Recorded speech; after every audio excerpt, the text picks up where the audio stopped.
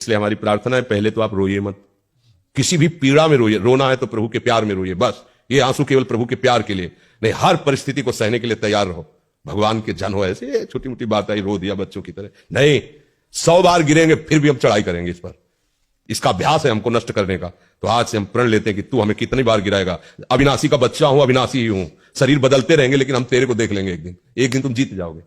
बस ये होता है कि हम लोगों को आत्मबल छीन हो गया विषयों से, तो लगता है हमारे बस की बात नहीं। साधु महात्मा कोई जीत सकता है? साधु महात्मा आकाश से थोड़ी उतरते हैं, मां के गर्भ से ही पैदा होते हैं। और उन्होंने गुरु कृपा से बात समझी और जीवन में सहा, तो सहते सहते बाढ़े भगत वो भगवान के स्वरूप हो गए। फिर हम उन्हें संत नहीं कहते, साक्षात भगवान कहते, वो तो भगवंत है, वो भगवान का स्वरूप है। तो आप भी तो भगवान के बच्चे हो। जितनी सामग्री यहां है उतनी सामग्री आप में है, अंतर नहीं है। आप जगा लो, आपके सब हृदय में है, आप जगा लो। जितना चाहो उतना आप ज्ञान प्राप्त कर लो, आनंद प्राप्त कर लो, भक्ति प्राप्त कर लो। ये घबराने वाला मार्ग नहीं, डरने वाला मार्ग नहीं, उदास होने वाला मार्ग नहीं। 100 बार गिरो फिर भी पीछे मुड़ो मत, अगला कदम आगे बढ़ाओ, जीत जाओगे क्योंकि प्रभु है। अगर यार 100 बार हार गया तो अब क्या होगा? नहीं, ये अगर प्रभु का बल लेकर हमको परास्त करता है तो हम भी प्रभु का बल ले। हम भी तो अविनाशी हैं, हमारा स्वरूप अविनाशी है, शरीर विनाशी, शरीर बदलते रहेंगे। देखेंगे एक दिन तो तेरे पर विजय प्राप्त, पक्का जीत जाओगे।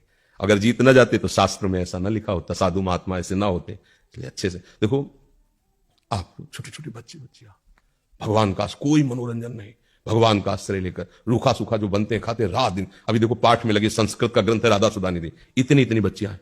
बड़े बड़े संस्कृत के ज्ञान रखने वाले भी चूक कर देते हैं, ऐसा ग्रंथ है महामहिम, और उसको देखो बच्चे गा रहे हैं। क्या हुआ? अभ्यास। क्या हुआ? समर्पण। हमारा लक्ष्य भगवत प्राप्ति। छोटे छोटे बच्चों के टसक में हमारे माई श्यामा जी को रात। अब हम उसी मन को गलत आचरणों में लगा दिया, तो अब जवान हुए तो अब गलती हम पर राज्य कर रही। हमारी तो गलती हुई ना, हम गलत जगह लगा दिया तो अब हमारा अभ्यास गलत हो गया। हमको अभ्यास सुधारना है, बिल्कुल घबराना नहीं।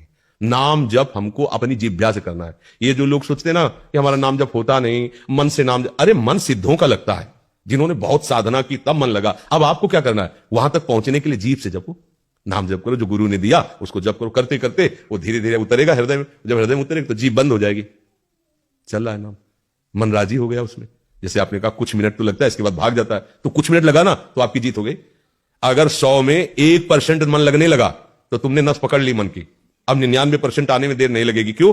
अनंतो जन्म का बिगड़े मन 1% मान गया, बस बस अब तो चढ़ाई कर दो, अब तो देर नहीं लगेगी। आ जाए 1% वश में हो गया तो बात बन जाएगी। एक कदम आप सुधार के भगवान की तरफ चलने लगे, जीत हो गई, जीत हो गई। क्योंकि आपके साथ भगवान नाम है, संतों की कृपा है कि जितने महापुरुष है ना, ये मरते नहीं है, ये भगवत स्वरूप है, ये गुरुजन महापुरुष विराजमान। जब आप भजन के लिए कदम उठाओगे ना तो बिना मांगे इनका आशीर्वाद मिलता है।